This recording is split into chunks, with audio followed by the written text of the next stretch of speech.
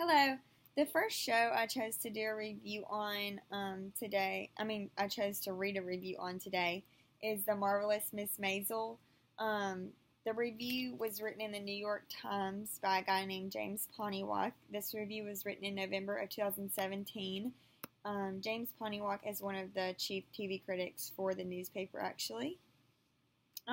His review was very objective. He didn't give his opinion much. He didn't state really anything but facts about the show. He gave me a good bit of information about the main character, Miss Maisel.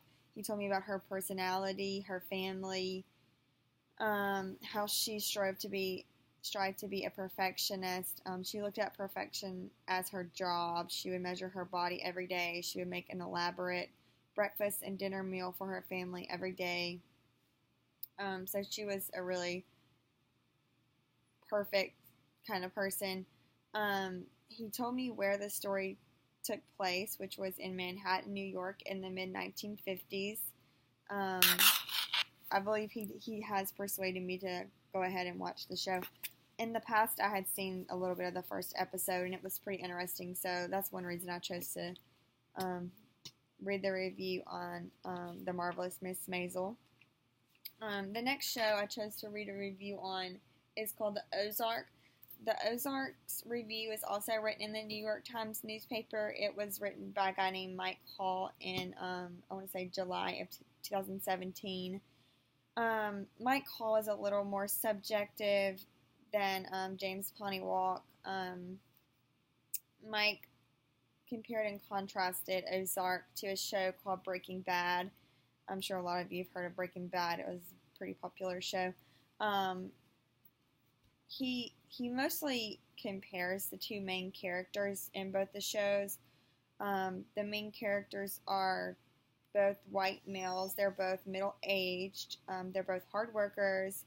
They both have a little anger issue with kind of a secret bad side to them that is unknown in the beginning of the show. And then he goes on to just give a summary of the show. And I don't think he ever came out and just gave his opinion, but just by the words he used, I could tell that he leaned more towards liking Breaking Bad more than he did Ozark. Although he seemed to like Breaking Bad more, I think I'll still probably give this show a shot as well because from watching my husband watch it in Starkville a lot and just seeing bits and pieces of it here and there, it seemed pretty interesting, and I think Ozark will probably be pretty good too. As far as flipping through TV channels, I'm usually not one to just flip through the channels. I don't have cable TV, no direct TV or anything like that. Only TV I have is Netflix and Amazon Prime. So if I watch something, I'm usually going straight to what I'm wanting to watch. Also, if I watch TV, it's for the majority only late at night. I work most days, so it's usually after I've gotten home from work and gotten my studies done for the day. Also, I don't have a TV in my bedroom. I only have one TV in my house. It's in the living room, so that's the only place I watch TV. There is one thing that kind of bothers me if it is not done before I sit down to watch TV, and that is my kitchen being dirty. I cannot stand to watch TV if my kitchen is dirty, simply because I feel like I can't enjoy it and relax as much. So I make sure my kitchen is tidy and clean, and then I'm able to relax and enjoy my TV show for the night.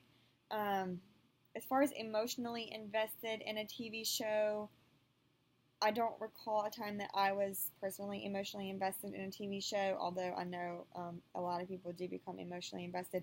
I just personally don't watch much TV, so I probably haven't watched a show quite long enough to become emotionally invested. I will say my mother-in-law and her youngest son, he's 14, they were very invested in The Walking Dead. They loved The Walking Dead. They would watch every episode as soon as it came out. They were on top of it. So a few times, some characters that they really enjoyed watching and I guess had become emotionally attached to, they were killed off in the show, and I remember them being very upset. The big time I remember was one of the main characters had died, and I think a lot of people were actually upset. But I remember my brother-in-law telling me that during that episode where their favorite character died, that his mom was just almost in tears watching that episode. So I understand people can definitely become emotionally invested in TV shows, although that hasn't happened to me yet.